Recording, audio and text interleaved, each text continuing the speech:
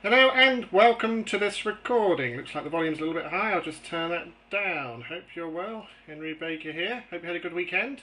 I had a great weekend after England's thrashing of France yesterday in the Rugby Six Nations. A fantastic afternoon. Anyway, here we are. Okay, quick video for you. And this video is entitled How to Dominate Any Niche Market on the Internet for Free. So what are we going to be talking about? Well, I'm going to give you an outline of how to get your website, your blog listed in the search engines for all sorts of different keywords, so that when people search for your stuff, they come across your website.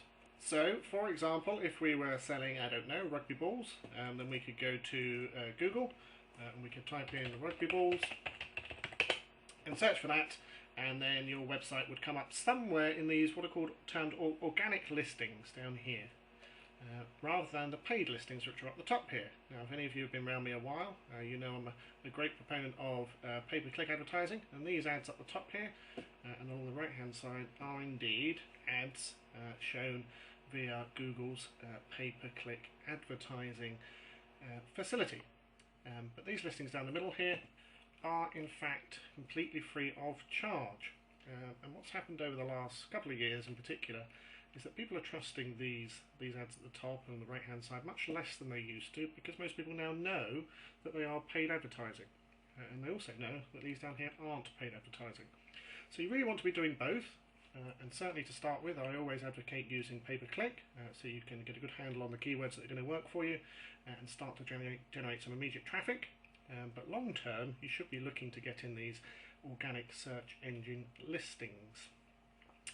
Okay, so a couple of areas we need to consider today, or a couple of things we're going to be talking about. There are really two parts to getting yourself into those listings. The first one is what I refer to as on-page optimization, making sure your website itself has the right components, so that the spiders, the little whatever they are from Google and Yahoo that come to your website and have a look round like your website, and therefore you get listed. And also we're going to have a look at off-page optimization, i.e. what you do outside of your website to get yourself listed and nice and high in those rankings. So, on-page optimization. A few things you need to be aware of. And for those of you that have any experience with search engine optimization, some of this is going to be quite basic, but it's always good to have a refresher. Those of you that don't have any experience, and hopefully I'll be teaching you quite a lot of new stuff.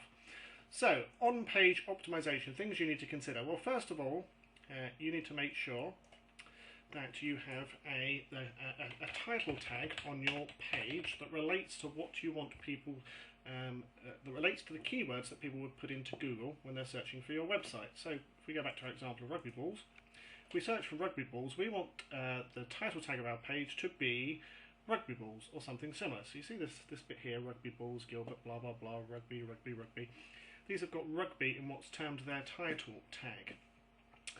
So you need to make sure your title tag is, for each page, is a term that you want people to be searching for and finding your website for.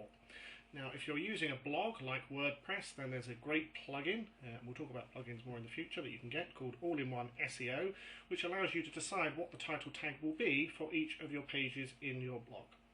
So you need to be aware that the title tag is very important, something that search engines look for, and you need to make sure that is optimized for the keywords you want people to use when they find your page. Secondly, we need to make sure that our page includes what are called heading tags.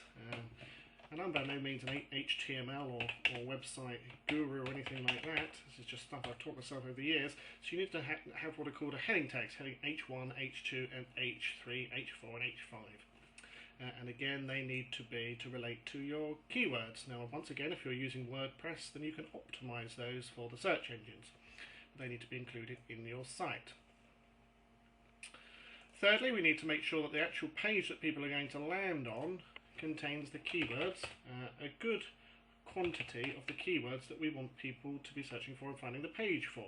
So if somebody searches for rugby balls, they want to go to a page which actually talks about rugby balls and doesn't talk about footballs, for example. So you need to make sure the page itself contains lots of relevant, good information about rugby balls. The site itself also needs to have an About Us page. It needs to have a Contact Us page. And it needs to have what's called a sitemap. and that, as the name suggests, is a map of what's on your site. And again, if you're using WordPress or a similar type blogging system, then there are all sorts of plugins you can get that will automatically create the sitemap for you. And when the spiders come, i.e. the little robot thingies from Google or Yahoo, they come to your site, they go to your sitemap, and they can see all the different pages that you've got on your site, and then they'll go around those pages, have a look at them, and list those in their search engine database. So those are the kind of things you need to be aware of for on-page optimization. The title tag, H1, H2, H3, H4, H5, keywords, about us, contact us, and sitemap. So for example, if we had a page which spoke about rugby balls, we'd want a title tag that spoke about rugby balls. We'd want H2, H1, H2, and H3, which are relevant to rugby balls. We'd want to be talking about rugby balls on the site itself. And the actual overall site needs to have an about us, contact us, and a sitemap. Now if we have another page which spoke about footballs, then the title tag would want to have footballs in it, H1, H2 relating to footballs, lots of keywords on there, useful information on there about footballs.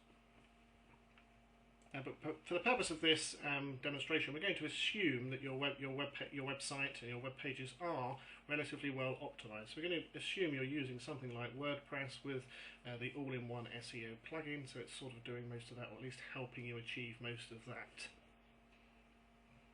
Now, off-page optimization. Now what's very, very important nowadays is that you have lots of external links linking back to your website. So lots of other websites that have some kind of link to you, and then Google sees that as somebody else saying, aha, this is a good website, other people have it on their sites, that means it's something that I want to be searching and something I want to put towards the top of the rankings in Google.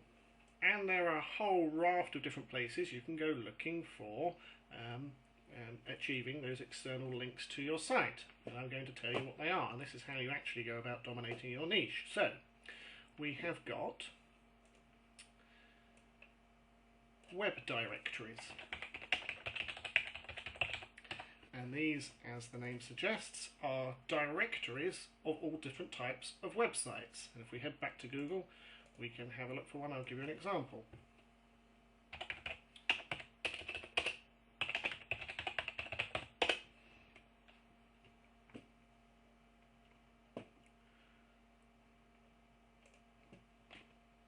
And there are tons of them, but this is an example of one. So here we could, for example, submit our website. So we go up here to suggest a site, and we suggest our website, and that would then get listed in that particular web directory. Now what's very important here is we want to be getting links from other sites which have what's called a high page rank. And effectively what happens is the more links a website has, the more traffic a website has, and the better the content on the website, the higher the page rank Google gives to that site. And the more links you can get from high page rank sites, the better Google will like your pages too. So what you're looking to do is get links from very high page ranking sites, and the page rank runs from 0 to 10. So ideally you want links to your site from websites and pages with a page rank of 4 and above.